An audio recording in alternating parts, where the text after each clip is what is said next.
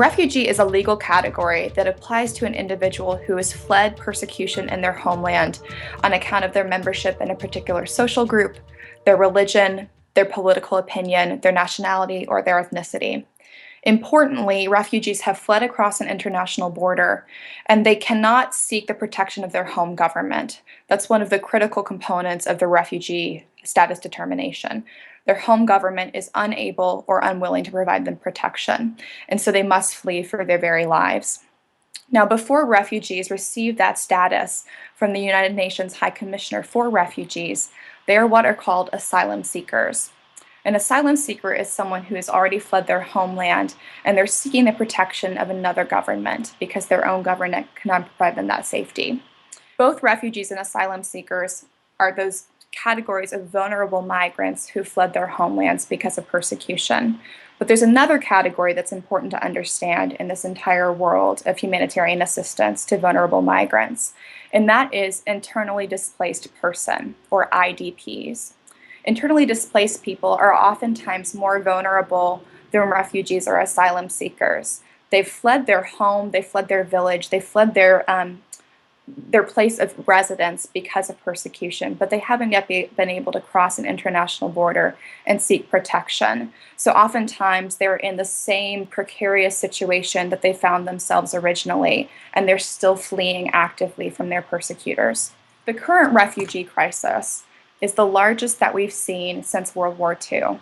In June 2015, the United Nations reported that 60 million people have been forcibly displaced from their homes, 20 million of whom are refugees and half of whom are children. It's many developing countries that bear the greatest burden when it comes to providing solutions to international refugee crises.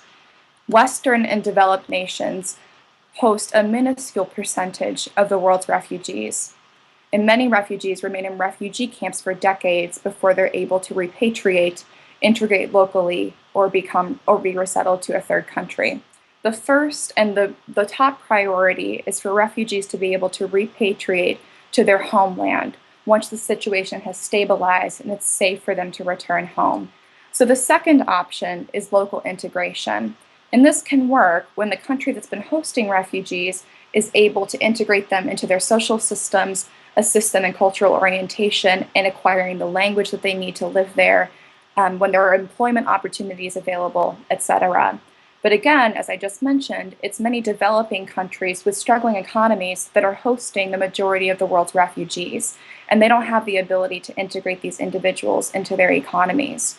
So the third option for refugees, and what the UN Refugee Agency assists with when repatriation and local integration are not possible, is resettlement to a third country. So that's the third option available to refugees, but how many people are really resettled? Less than 0.5% of all the world's refugees, less than 0.5% of 20 million people will ever be resettled. And that's usually done by Western and developed nations. So Western and developed nations provide an important response to world refugee crises. The primary countries that are considered resettlement countries are the United States, which is the international leader in resettlement, followed by Australia, Sweden, Norway, New Zealand, Canada, Finland, Denmark, and the Netherlands. The United States Resettlement Program, which I mentioned, is the world's leading resettlement program, resettles generally 70,000 refugees per year. In October 2015, President Obama announced that he would increase the refugee resettlement admissions for fiscal year 2016 to 85,000. But in the current political climate, that has been under attack and increasing scrutiny. The United States Refugee Admissions Program, or the USRAP, is an interagency effort and a public-private partnership.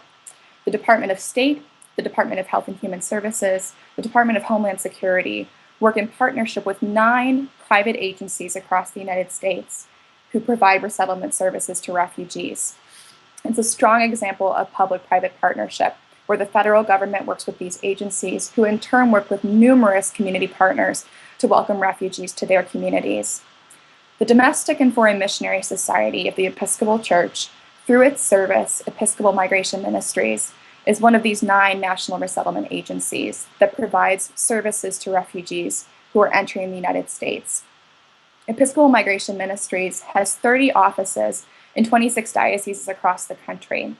And our colleague agencies with Episcopal Migration Ministries in total have 300 local resettlement offices across the United States. So if there's not an Episcopal Migration Ministries affiliate near you or in your diocese, there's a great likelihood that there is resettlement happening in your state or somewhere nearby where you can be involved in this ministry of welcome.